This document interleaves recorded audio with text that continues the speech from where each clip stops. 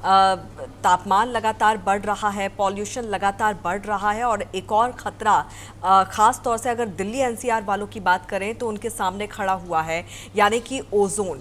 जो पॉल्यूशन यहाँ पर बढ़ रहा है उसके लिए कहीं ना कहीं जो ओजोन का खतरा है वो भी बढ़ता हुआ उसके साथ नजर आ रहा है। हाँ, नमस्कार अंकिता जी। जी। बिल्कुल सही कह रहे हैं कि जिस तरीके की परिस्थितियां वर्तमान समय में बन रही हैं हम्म। वो कहीं ना कहीं हमारे ओजोन परत को प्रभावित कर रहे हैं। हमारे क्या कि पृथ्वी की जो संरचना हुई थी, अगर हम इसको बात कर दें, हम्म। जो हमारा क्षैतिज मंडल है, समताप मंडल है हम्म। और हमारा वायुमंडल है। हम्म। अगर हम इन तीनों चीजों को अगर इसमें लग लेते हैं तो उनके बीच में एक जो सुरक्षा कवच की बात करता है, हम्म। वो सुरक्षा कवच की बात हमारी ओजोन परत करते हैं।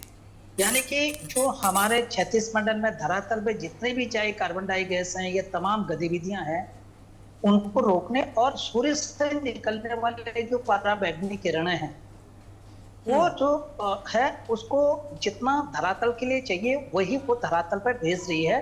तो कहीं ना कहीं एक सुरक्षा कवच की कार्य ये ओजोन परत हमारे लिए करता है।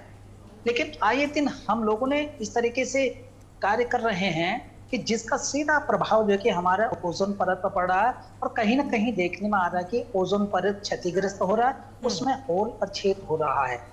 यही रफ्तार से अगर हमने इनको रोकने की प्रयास नहीं किए गए तो निश्चित तरीके से अंकिता जी आने वाले समय में सूर्य से निकलने वाली जो पराबैंगनी किरणें हैं वो सीधा हमारी धरती पर आएंगे और धरती को नष्ट और स्वाह कर देंगे।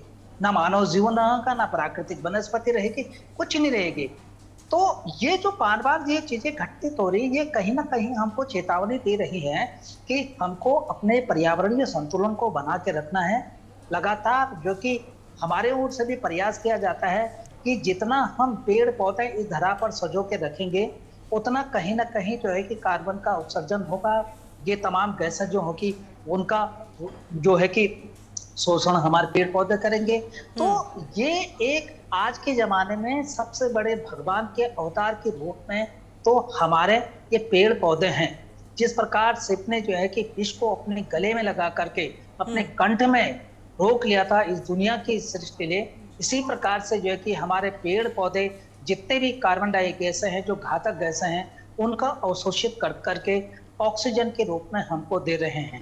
हम्म। तो कहीं ना कहीं हम लोगों को ये जागरूक और प्रेरित होने की जरूरत है अंकिता जी, कि हम ऐसा वातावरण बनाएं कि जिसमें हमारे आने वाली पीढ़ी सुरक्षित रह सके।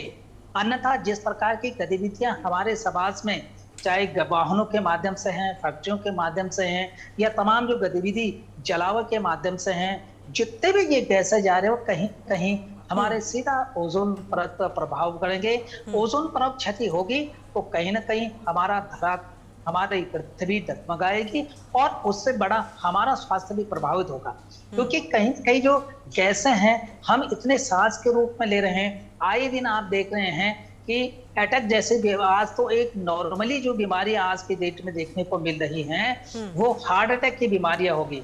तो कहीं ना कहीं इस पर भी एक गहन शोध करने की जरूरत है बिल्कुल। कि और ये आखिर जो में सीएसई की आप जो रिपोर्ट आई है वो निश्चित तौर पर आंखें खोलने वाली रिपोर्ट है।